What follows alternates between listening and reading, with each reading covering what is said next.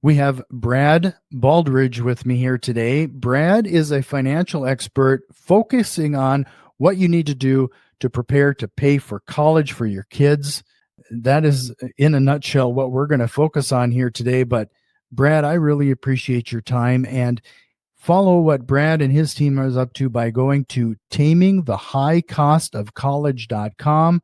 That, of course, is going to be a clickable link in the show notes, but really appreciate your time here today, Brad.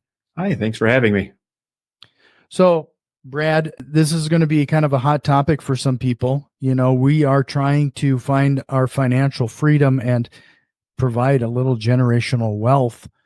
That would also include the concept today, how to pay for college.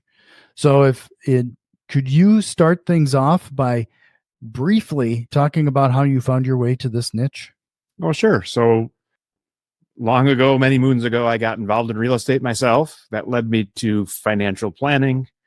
That led me to launching a business, which led me to getting out of real estate because I was running a business and real estate just was too much. But then I started focusing on college planning within my financial planning business. And as I focused on it more, the more I realized that families really need what we're doing, and it just wasn't out there anywhere else. So it kind of made me unique when I was talking about various college strategies and that type of thing. So I launched a podcast, kind of went all in on the college planning idea and kind of built a business around it. This is kind of a hot topic because we have seen time and time again the rising costs of higher education and then strapping these young people with bills that are almost impossible to overcome. Could we start a little bit there regarding what are some of those things that people should consider when considering this type of strategy? Right. So, college is getting expensive and getting more expensive. That's the bad news. The good news is it's not going up like it used to. 20 years ago, when people were just starting to have children that are in college today, you had no idea how expensive college was going to get. So it was kind of a shock that, it grew like healthcare, grew very quickly over the last 20 years. That's the bad news. The good news is while it's still growing, it's growing at more of a similar to inflation rate right now.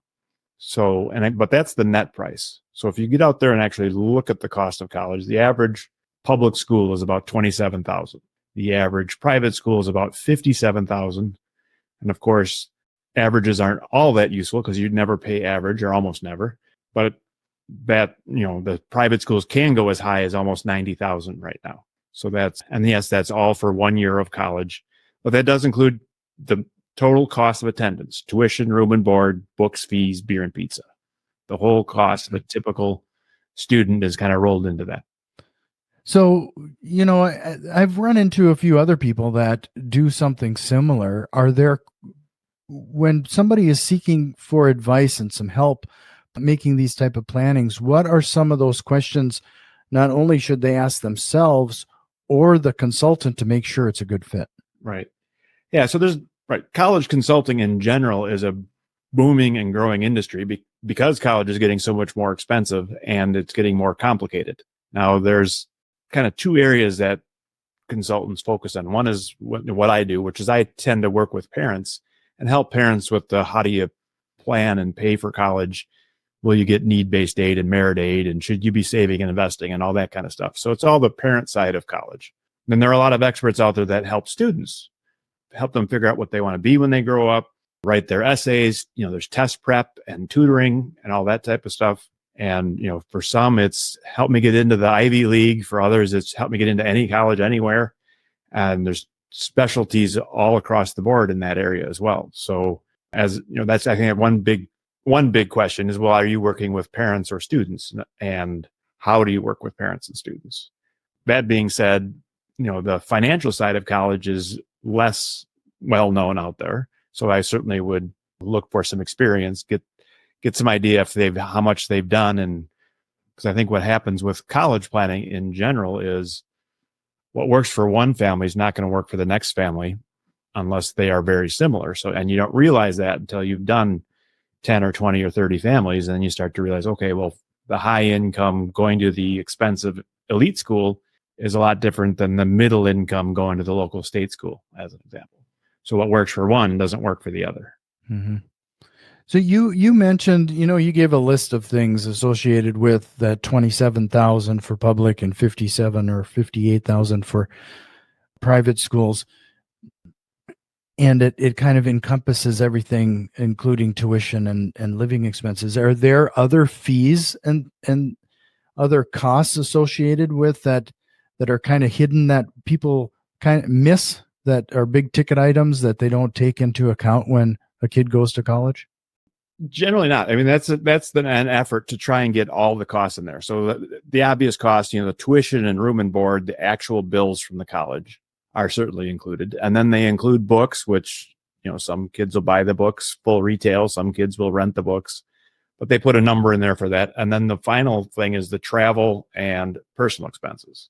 And, we're talking about personal expenses are laundry and dates and pizza on Friday nights and whatever else. That's the beer and pizza thing, cell phone, all that. But in a lot of cases, the student's already doing a lot of that, already has a cell phone, already does their laundry somehow, and somebody's already paying for it. So it's just a shift of how you do it. It's not like an extra expense.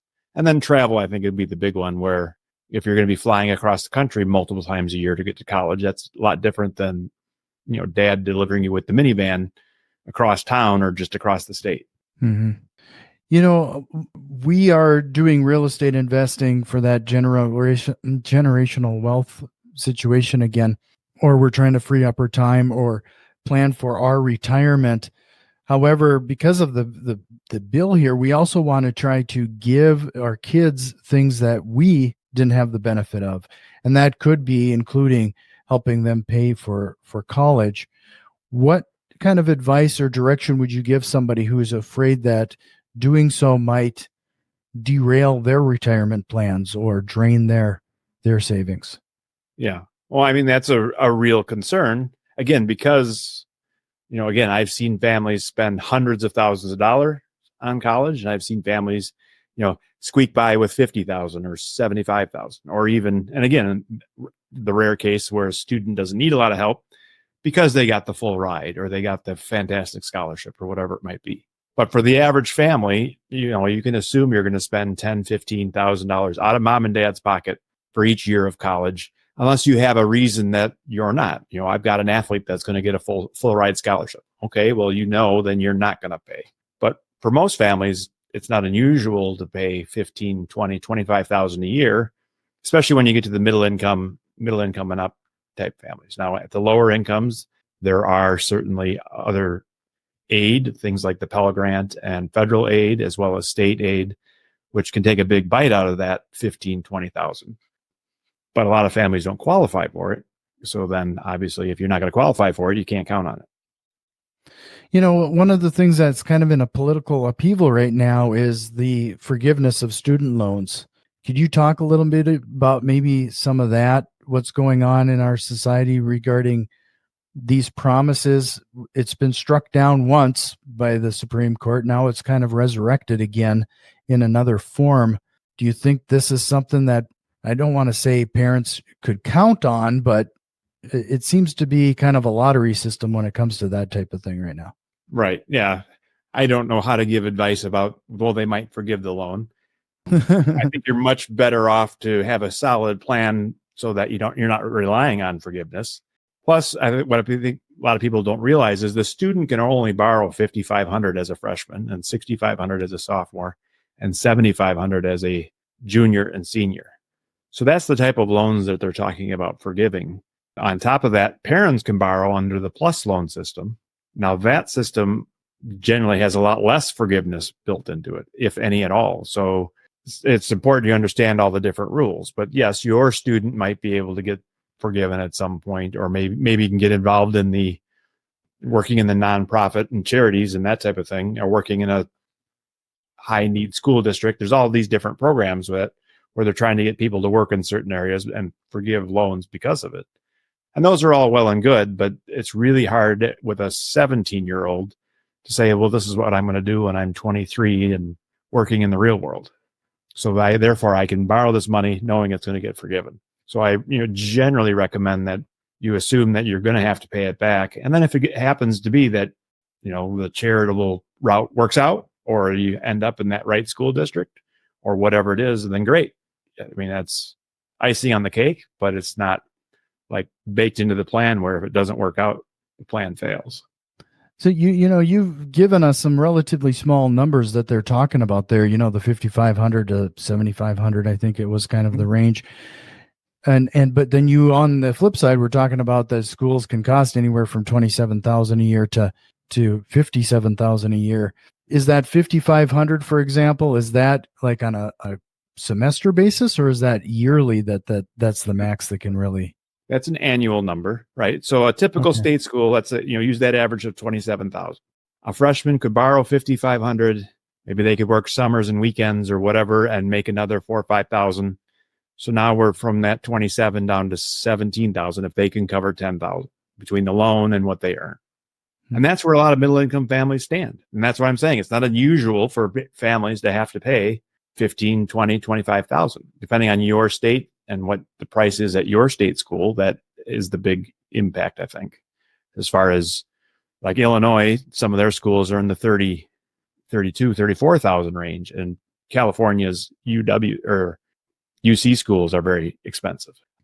So there's higher prices as well in some of the state schools. And then there's the lower cost states too, where it's substantially lower, and there's a lot of state benefits that help reduce the cost as well. So Brad, we've been talking about a lot of strategies here so far, but I think a lot of people are struggling with the concept of balancing their retirement versus helping pay for the college costs. Can you talk a little bit about what parents or people need to do in order to plan for this so it doesn't impact their retirement? Yes, absolutely. So, I hear a lot, our number one goal is retirement. Our number two goal is pay for college. And then when you actually look at what's going on, for some families, they're doing a great job, right? They've got a lot of retirement figured out and a lot of college figured out. But for many families, they're not doing either one, right? They say that's what they want to do, but when you look at where their money's going, it's not going towards college or retire. So I think a lot of families just need to really understand, what they can do as far as, planning and paying for college, but it's going to require some of your cash flow or require some of your resources. It's not magic, right? We do the math often, and sometimes for a family, it's like, okay, well, you need to be saving $1,500 a month towards retirement.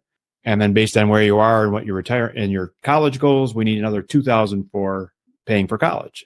And some families will look at me and say, well, that's $3,500. That's impossible. There's no way. Even though they might earn $200,000, $300,000, $400,000 a year. And other families would say, oh, okay, well, we're already saving $2,000 a month towards retirement, and we're already saving $1,000 towards college. So based on that, we can shift a little here, shift a little there, and make it all come together. But what I see a lot, and I do a lot of what I would call late stage college planning, which is I'm working with parents of high school kids trying to figure it out. And I don't care how much you earn. For a lot of families, you learned how to spend it. I'll sit down with someone that earns $200,000 a year and say, we've got no money for college. And the next person I talk to says, well, we earn $150,000. We have no money for college. But the guy you talked to earlier at $200,000, well, if we had that kind of money, we'd have college covered, no problem. Mm-hmm. But that's the challenge, right? Is as income climbs, so does our lifestyle typically. And for a lot of families, we need to understand how that works. And again, factor that in when we make that decision. Now, should we buy a bigger house or remodel the house or sign up for the more expensive vacations or buy, more cars or whatever it might be? And especially when we spend money on the kids, that's another, I guess, shock for a lot of people is spending a lot of money on that private school doesn't automatically translate into college savings, despite what they tell you about, a whole bunch of people that attended this high school got a whole bunch of scholarships, which is probably true. What they don't tell you is a whole bunch of people attending the public school across the street also got a bunch of scholarships, often very similar. It's just that the public schools don't have the time and don't put the effort into tallying them up and figuring out who got the scholarships and how much they were. Mm-hmm. I'd be curious as to, since you have a bit different insight on this, like we've been taking advantage of PSEO, if you're familiar, and it might be dependent on state associated with that, but my daughter is going to be able to take like she started her junior year. Now it's full time her senior year. at the local college, and she's going to have like her first 2 years taken care of there just by taking advantage of that system.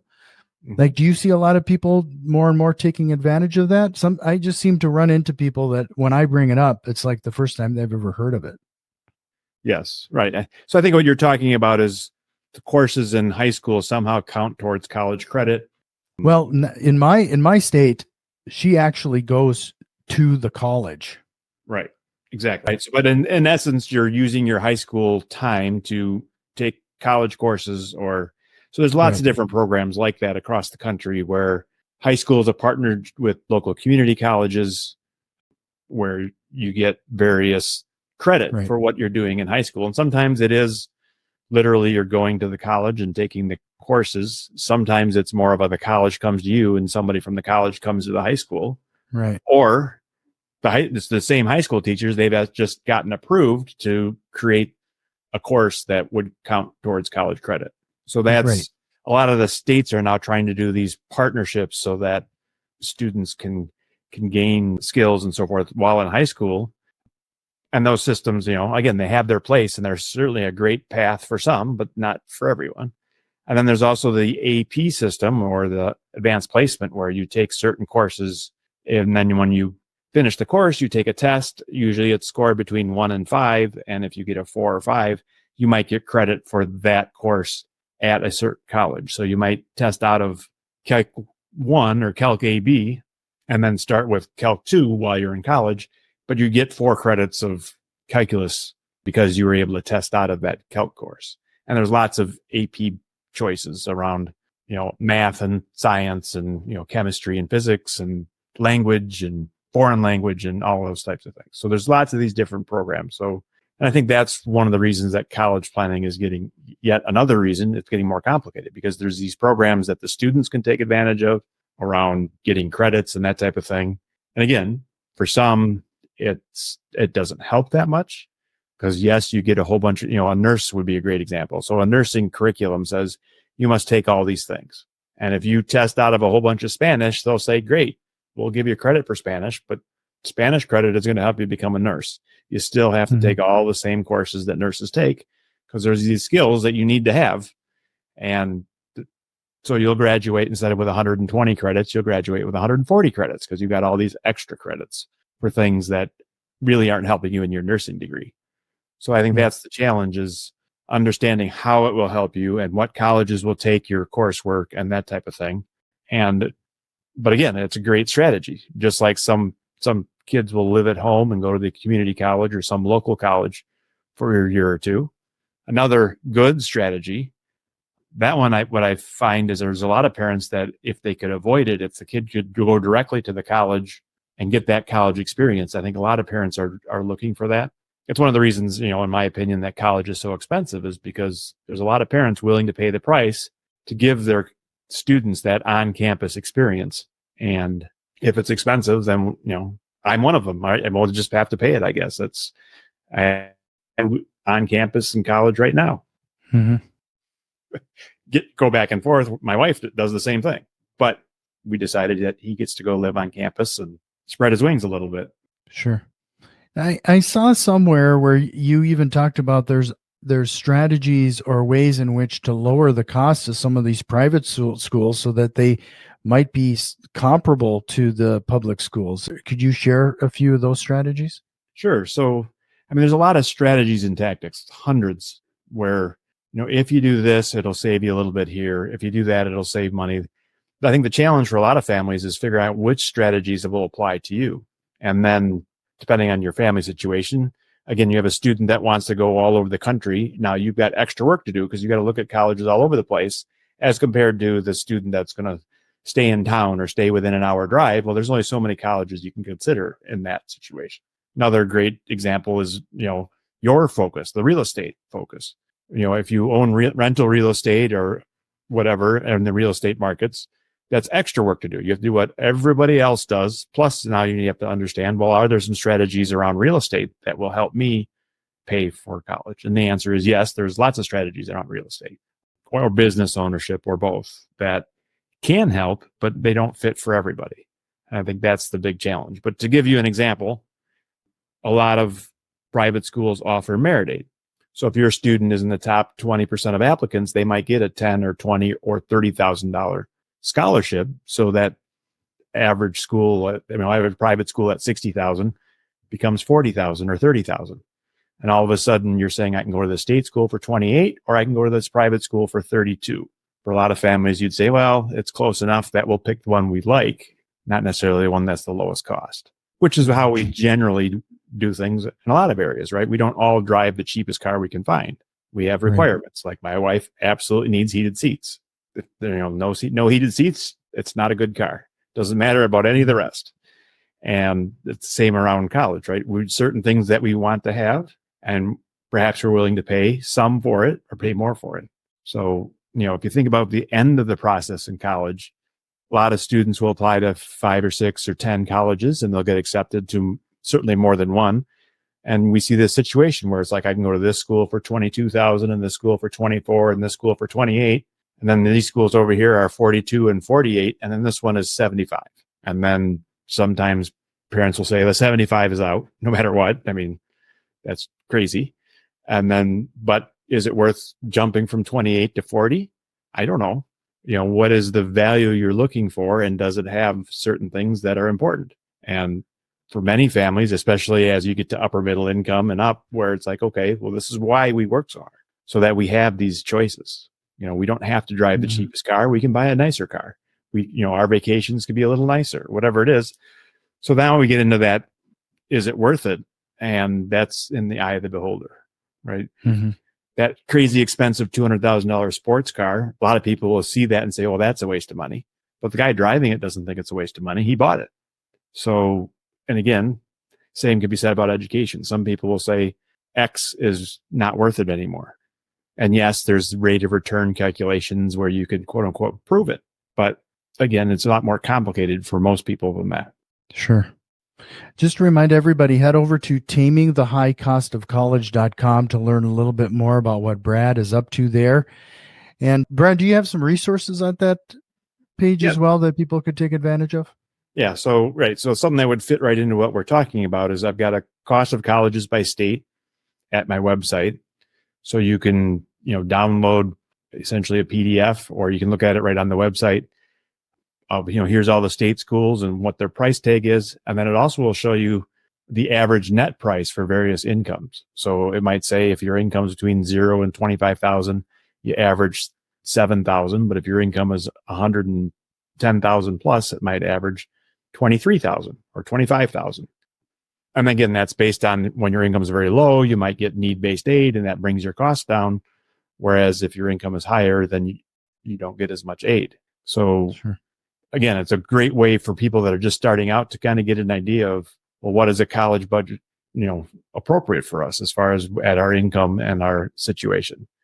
And you can look at, NYU averages $50,000 for people that earn more than 110,000, let's say. Whereas the state school in your state might average 22,000 if you're in a lower cost state, or 32,000 if you're in a higher cost state. Sure. So, you briefly mentioned some of the benefits of owning real estate or a business on how to pay for this. Could you touch briefly on what some of those benefits could be? Right. So some of the main categories would be like financial aid. So financial aid is based on your income and your assets. And if you're a business owner, a rental property owner, that type of thing, you have a little bit of control on your income and your assets, where you might be able to shift things around in order to qualify for more aid in some situations. And there's a lot of tax strategies. I mean, again, a lot of rental owners are dealing with it already because they're trying to save taxes where they can. But you can layer on top of that, including your student in the mix. So now, as an example, small business owners could set up a tuition reimbursement plan. So mom works in real estate. She's a realtor and she's buying and selling real estate, earning commissions. Small business works by herself. She then says, oh, I'm setting up a tuition reimbursement plan for all my employees. And then the next week, her 17-year-old goes to work for her. And he runs around and sets up signs and does cleaning or whatever a 17-year-old can do. And she pays him well, first of all, and that helps on taxes. But then on top of that, she sets up a tuition reimbursement plan that says, if you go back to college and get an A, I'll reimburse you. If you get a B, I'll reimburse you. If you get an F, I'll reimburse you. Just like the big companies that have those programs. But again, it's a learning process. You have to understand how that program will work and implement it. And of course, for some business owners, you have to be fair. So you have to provide it to all of your employees, not just the employees that happen to be your relation. And so there's some other rules along that. But again, it's a strategy. Will it work for everyone? No, but it works great for some. Sure. I would imagine that's where you kind of step in too. People need a little guidance and direction or consultation associated with some of these strategies. Right. Absolutely. Right. Is when you get to the more complex business owner strategies and tax planning and all that type of thing. Again, and lots of people understand it and can do it themselves. I've got a number of people I work with that just don't want to do it themselves. It's like, well, I'm better off, go finding the next deal and what I know than trying to figure out college, because I've only got 2 kids. And once all that effort is kind of a waste. I'll only use it twice. Whereas if I learn how to market my real estate better or learn how to find a better deal or whatever it is, that I can use over and over and over again. Whereas, learning more about college is kind of a waste of time for some. Right. No, it's just part of that investment strategy again. I think I would almost say that the listeners are probably getting tired of me stating that, is that just exactly what you said. You got to start to value our time and where our skills are, and then rely on others where their skills are. It's an investment more than it is anything else. Absolutely. One of the things that I've seen around here quite a bit, and it's probably because I've bought quite a few of these houses, is that the parents will buy a house or a rental property near the college, hold it for the 4 or 5 years that their kid is going to that college, and then sell it when the kid is done. Yeah. I guess that'd be one way to minimize the cost of living. Yes, absolutely. And then you pay the student to manage the property. Right. So on top of that, you might get, it might be a terrible money loser for mom and dad, but a great boon for taxes and other things, depending on how things all work out. Now, my caution there is you really need to understand, especially if it's a property that the student and his or her friends are living in, is what it's like to rent to college students, right? Because they don't necessarily treat things well. And they don't necessarily have much of a credit rating or other things that they're concerned about. So people that get involved in that, a lot of times they don't rent to the student, they rent to their parents. I let the student stay there. So they've got somebody with some deeper pockets and more concern on the hook, as an example. Right. And then, like I said, it can work out very well, but it's also in some of those markets where there's high demand, the prices might seem a little out of reach or a little unusual, again, because of the strong rental market. So, but I've seen it work, reasonably well. And I've seen a little bit where maybe it didn't work out as well as planned, so to speak. And that's true of all real estate deals, right? Is we do the best we can. Sometimes they turn out great. Sometimes they don't. And if you've been in real estate long enough, you've got the win and you've got the loss that you can talk about. Right. Well, Brad, this has been a great conversation. Before I let you go, we'll just jump into the rapid fire questions and wrap this episode up. But before I do, let's head everybody over to tamingthehighcostofcollege.com. Again, that is going to be a clickable link in the show notes. But if you're ready, Brad, can you share us a lie real estate investors or business owners tell themselves and others? Next year will be better. That's a lie?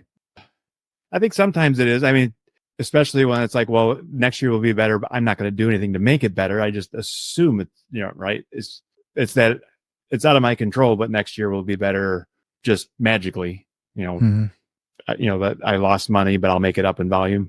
Sure. But do you have a book recommendation, or what are you reading right now?